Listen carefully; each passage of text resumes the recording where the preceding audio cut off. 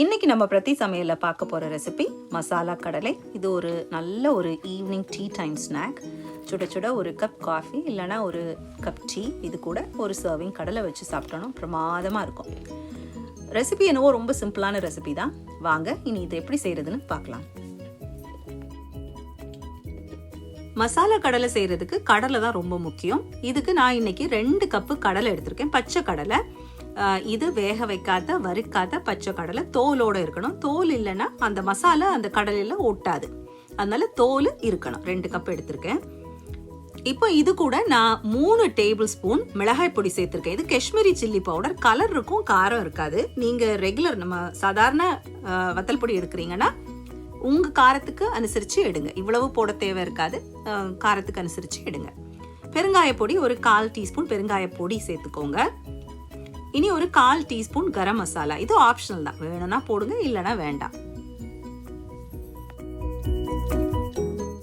இது கூட இப்போ 1 டீஸ்பூன் உப்பு சேர்த்துக்கலாம். இனி ஒரு 2 பூண்டு, ஒரு சின்ன துண்டு இஞ்சி. இதை நான் நல்லா கொஞ்சம் தண்ணி விட்டு அரைச்சு அதையும் நான் இது கூட சேர்த்துக்க போறேன். அப்ப தண்ணி விட்டு தான் இருக்கு, திக்கான பேஸ்ட் இல்லை, கொஞ்சம் தண்ணியான பேஸ்ட். அதை நான் இது கூட சேர்த்துக்கிறேன். 1 டேபிள் ஸ்பூன் ஜிஞ்சர் கார்லிக் பேஸ்ட்னு எடுத்துப்போமே.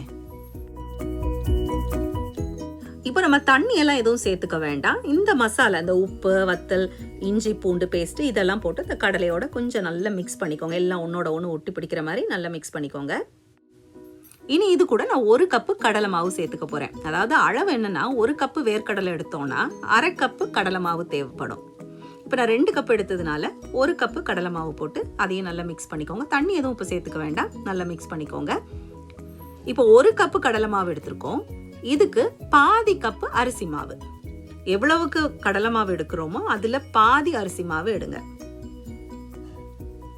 இதையும் போட்டு நல்லா மிக்ஸ் பண்ணிக்கலாம். இனி இது கூட நம்ம 1 குழிக்கரண்டி நல்ல சூடான எண்ணெயை நம்ம இது கூட சேர்த்துக்க போறோம்.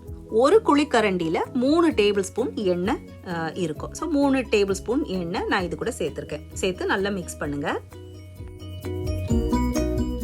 இனி இது கூட தேவைப்படுற அளவுக்கு நம்ம தண்ணி கொஞ்சம் கொஞ்சமா தெளிச்சு நல்ல இந்த மசாலா கடலையில இந்த மசாலாலாம் ஒட்டி பிடிக்கிற மாதிரி நம்ம பெரட்டி எடுக்க போறோம். தண்ணி அப்படியே ஊத்திராதீங்க, டைரக்டா கொஞ்சம் கொஞ்சமா தெளிச்சு இந்த மாதிரி எல்லா கடலையிலயும் இந்த மசாலா படுற மாதிரி நல்லா பெரட்டி ரெடி பண்ணி வச்சுட்டு எண்ணெயை சூடு பண்ணி பொரிச்சு எடுக்க வேண்டியதான். இப்போ நம்ம மசாலா கடலைக்கு மசாலா ரெடி ஆயாச்சு. இந்த மாதிரி இருக்கும், ஒரு பக்குவத்துல இருக்கும். இனி இது எண்ணெய் நல்லா சூடு பண்ணி வச்சுட்டு இந்த எண்ணெய்க்குள்ள நம்ம ஊத்தி போட்டுற வேண்டியதான். அப்ப இது போடுறது எப்படின்னா, ஒன்னொன்னா நம்ம உருட்டி போட்டுட்டு இருக்கிறதுனா கஷ்டம். அதனால என்ன பண்றோம்னா, ஒரு கரண்டியில இந்த மாதிரி கடலையெல்லாம் ஸ்ப்ரெட் பண்ணி வச்சுட்டு அதை சூடான எண்ணெயில நம்ம ஒரு டிப் பண்ணி எடுக்கும்போது கடலை ஒன்னொன்னா உதிர்ந்துரும். அப்படி உதிராம இருக்கக்கூடிய கடலையை கூட நம்ம ஸ்பூனால வெட்டி விட்டுடலாம். இல்லை உங்களுக்கு நேரம் ஜாஸ்தியா இருந்துச்சுன்னா இந்த மாதிரி நீங்க உருட்டி வச்சுட்டு கூட எண்ணெயில போட்டுடலாம். இதுல இன்னொன்னு நீங்க கவனிக்க வேண்டியது என்னன்னா, எண்ணெயோடைய டெம்பரேச்சர் வந்து மீடியம்ல தான் இருக்கணும். மிதமான சூடு உள்ள எண்ணெயில தான் நீங்க பொரிச்சு எடுக்கணும். சூடு கொஞ்சம் சீக்கிரம் பொரிச்சு எடுத்துடலாம் அப்படின்னு நீங்க ஃப்ளேமை கூட்டிட்டீங்கன்னா என்ன ஆகும்னா, வெளியில இருக்க மசாலா வந்து கரிஞ்சிரும். ஆனா உள்ள இருக்க வேர்க்கடலை வந்து நல்ல வறுபடாது, நல்ல ஃப்ரை ஆகாது. கிரன்ச்சியா இல்லாம ஒரு மாதிரி சதக் சதக்குன்னு இருக்கணும். நமக்கு கடலை நல்ல முறுக்குன்னு இருக்கணும், அது சாப்பிடும்போது நல்லா கிரன்ச்சியா கடிப்படணும். அப்படி இல்லாம அந்த பச்சை கடலை ஒரு மாதிரி சதக்குன்னு இருக்கும்ல, அது மாதிரி இருக்கும். வெளியில ஆனா மசாலா கரிஞ்சிருக்கும், உள்ள கடலை கிரன்ச்சியா இருக்காது. அதனால ஃப்ளேம் ரொம்ப முக்கியம். மீடியம்லேயே வச்சு கொஞ்ச நேரம் நின்று பொரிச்சு எடுங்க. வெளியில கரிஞ்சிடக்கூடாது, அதே சமயம் உள்ள இருக்க கடலை நல்லா வறுபடணும். இப்போ நம்ம மசாலா கடலை நுரையெல்லாம் நல்லா அடங்கி நல்லா வெந்தாச்சு. இனி நம்ம இதை எடுத்துட வேண்டியதான்.